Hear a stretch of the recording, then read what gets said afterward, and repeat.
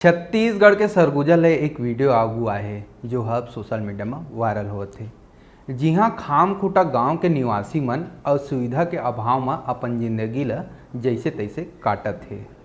आप मतलब बता देथन कि ये गांव में ग्रामीण मन 3 महीना ले बिना बिजली पानी और सड़क के समस्या ले जूझत है। वहीं सड़क नहीं होए ले कोरवा जनजाति के गर्भवती महिला ला ओकर परिजन मन ओला 6 किलोमीटर कांवर में बैठार के जंगल के रद्दा पहाड़ ऊपर लाठी के सहारा में उतरत है।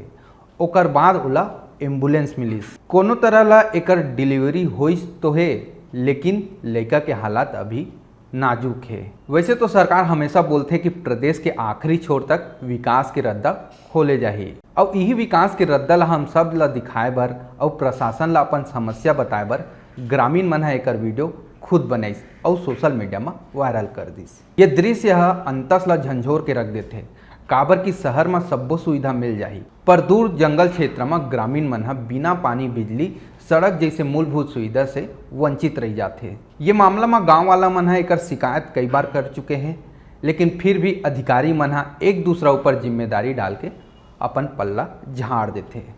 तो संगवारी में पूरा खबर में आप मन के का राय कमेंट बॉक्स में जरूर बताओ और देखत रहो हमारे चैनल ठिहा छत्तीसगढ़।